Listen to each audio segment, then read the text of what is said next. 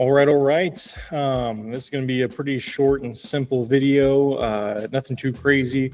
Just wanted to talk about the 2025 it's called Global Startup Ecosystem Report that came out probably 2 months ago now.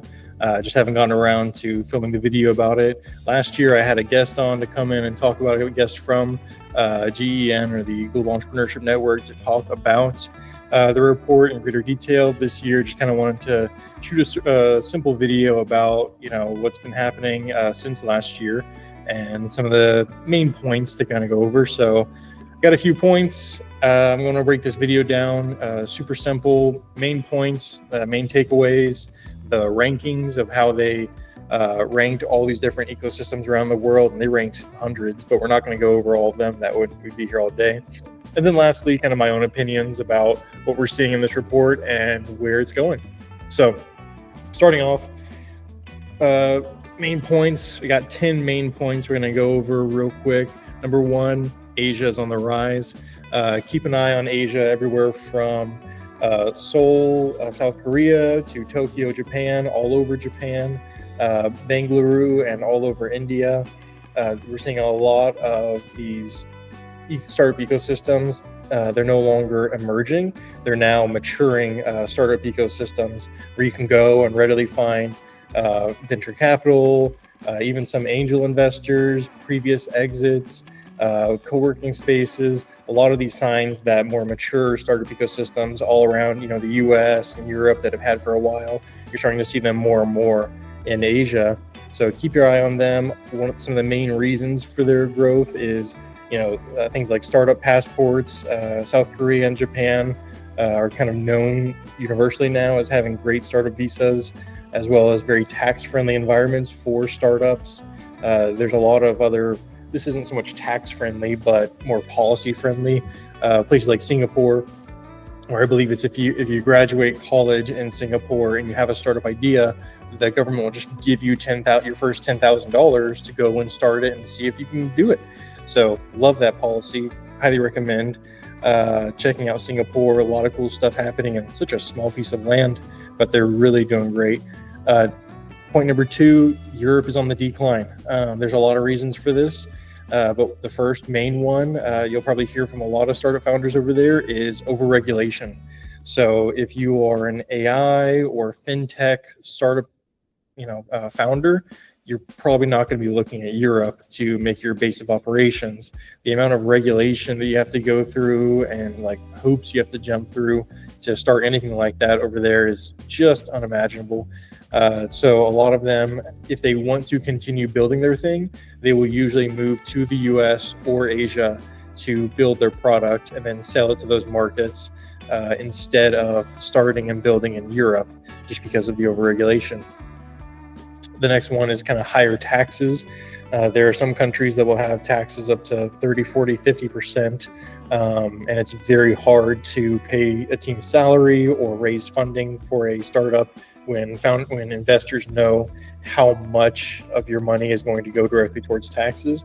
And that's why, as I've talked about in other videos with other founders, there are so many people who are raising around and then moving to places like Thailand to build their startup remotely, where the taxes are a lot lower, the tax system's way friendlier, your money can go a lot further, you're not just throwing it at the government. Next one, there's a very heavy focus, kind of the opposite of overregulation. There's kind of an underregulation, or a too heavy of a focus on things like green tech or clean energy tech in Europe. Europe is for sure leading the way on that, but the returns they're seeing are minimal at best. So they're not the greatest investment. It's a very long, drawn-out process, and most of them fail. Don't get me started. We'll do another video some other time about the, not logistics, but the logic of this green energy. But we'll do that another time. Hot button topic is mass immigration happening in Europe right now.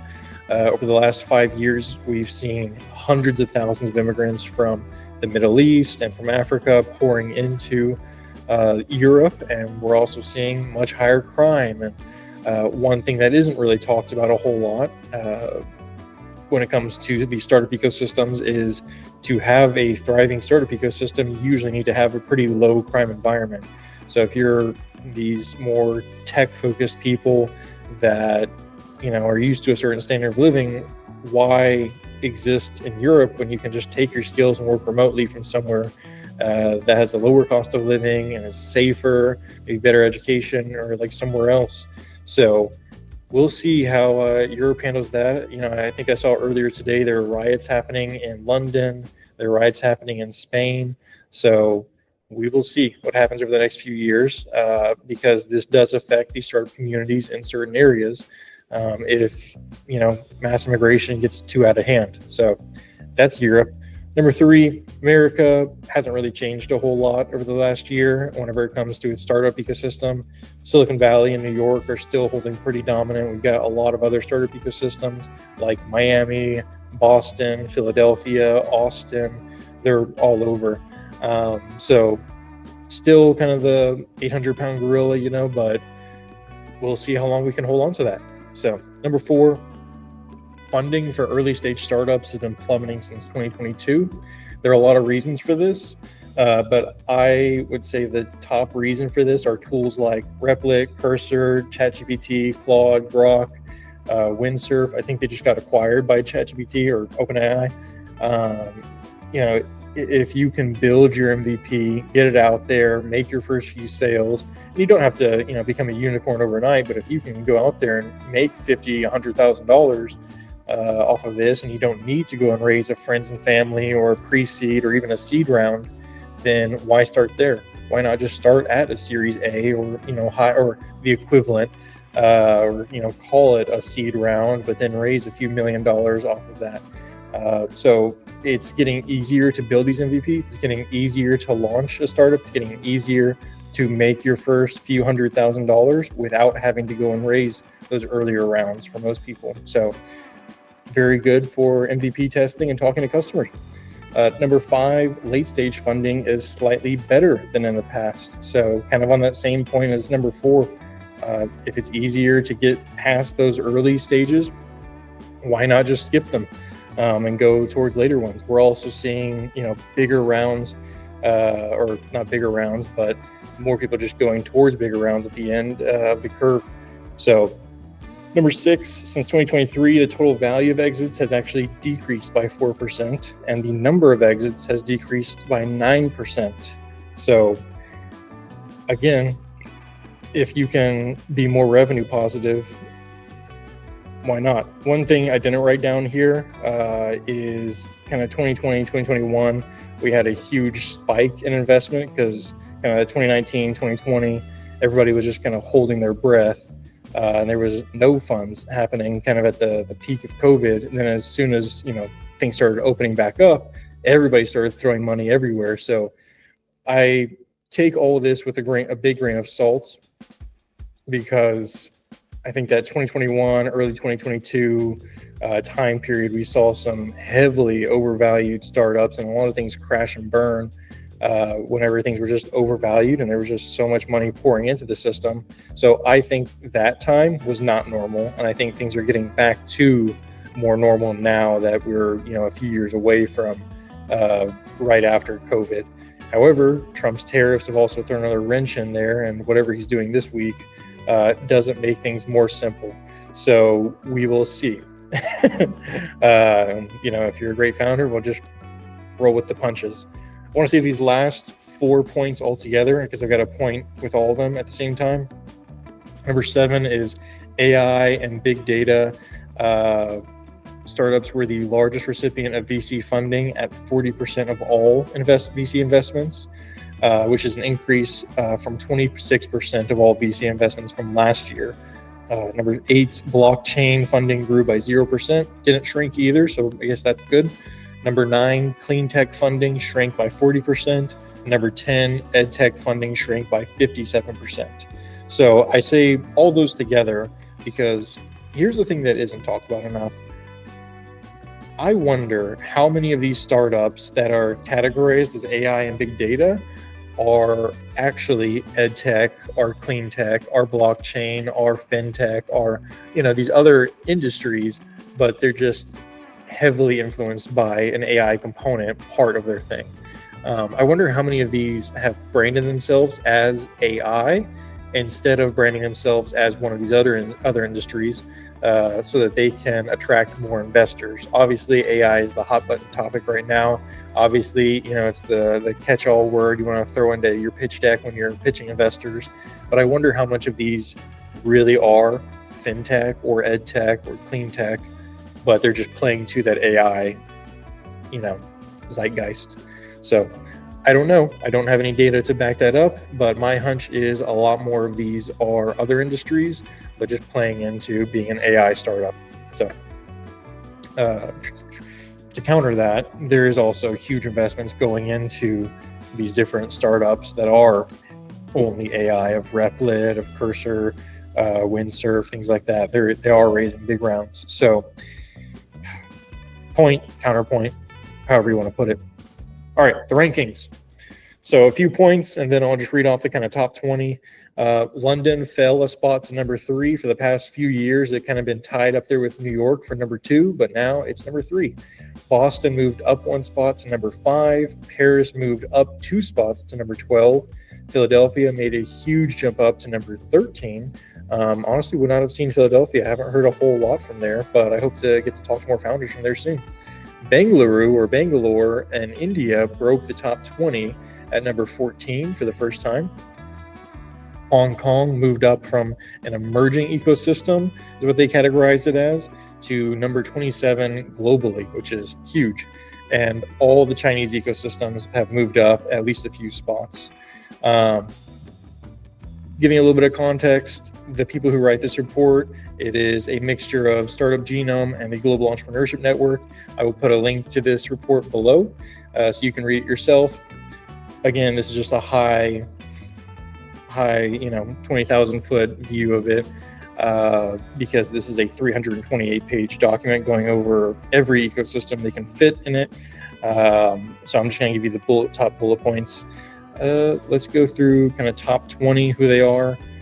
Obviously, Silicon Valley is number 1. New York, London, Tel Aviv, Boston, and Beijing are tied for number 5.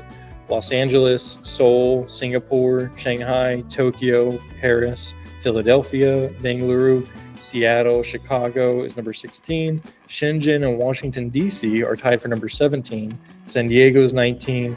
Toronto and Amsterdam are tied for number 20.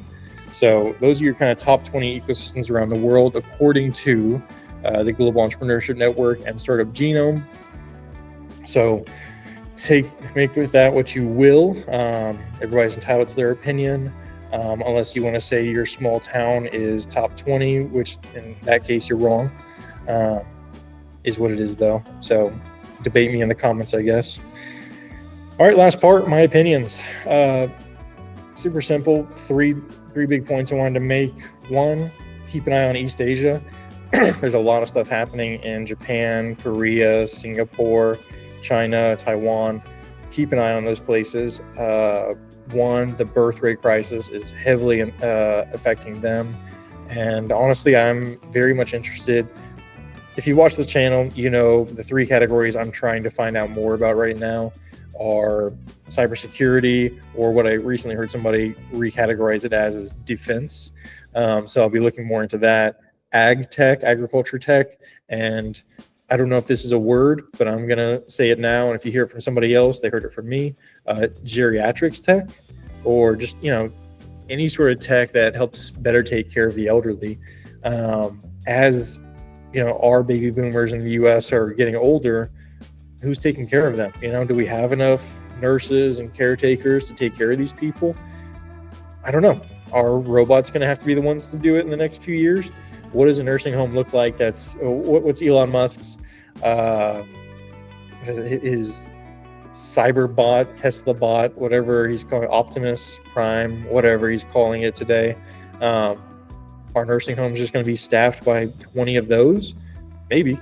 It might be what it takes, or those generic looking robots in Japan that bring their food to your table. I don't know. I always picture that robot from Star Wars that's helping, deliver that baby in episode 3, or deliver the babies in episode 3. Apologies to all the Star Wars fans out there. But yeah, no, I wonder what that's going to look like, because you can't, I don't know, if your population pyramid is upside down and you've got so many elderly, you can only sacrifice so many people to taking care of the elderly before you sacrifice other industries in your country. I'm getting off on a tangent here. We're going to get back to the topic. Geriatrics care, geriatrics tech, cybersecurity, and AgTech. Those are the three I'm focused on, and we're seeing a lot of movement in those directions in East Asia. So keep an eye on East Asia. Keep an eye on immigration in Europe. That is, the hot button topic in Europe right now, and there are protests all around. There are some countries like Poland who are just outright saying, no, we're not taking any of them. And it looks like they're trying to leave the EU as well over this topic. So we will see what happens there in the next few years. Last kind of point that we didn't talk about, and you don't hear a whole or as much as I believe they deserve, and I might be biased because I'm half Mexican, but don't underestimate Latin America. Sao Paulo, Brazil, Ciudad de Mexico City, Bogota, Colombia, and Santiago, Chile. Keep an eye on those 4 ecosystems. A lot's happening there. Certain ecosystems like Santiago, Chile have been honestly at the forefront of entrepreneurship for the last decade. Their problem is they're just so much smaller than all their neighbors by population, by like city size, by reputation. Not a whole lot of soft power coming out of Chile, except for Pedro Pascal, who seems to be in everything. Maybe that is their soft power plan. Maybe Pedro Pascal is a government spy, put in Hollywood to convince us all to check out Chile. I don't know. You have as much info as I do on this. And then, but Sao Paulo, Brazil, on the other hand, they've really been making some huge waves. On the other hand, they've also started locking people up for social media posts. So do with that what you will. Before this video gets way too political, I'm going to end it here. A lot of stuff's happening all over the world. Things are changing very fast. If any of your friends tell you that there's no point in building a startup today because of all the AI and because of everything's already been built, tell them they're an idiot. And yeah, we'll leave it there for today. So until next time, this has been the Startup Vagabond. Thank you very much.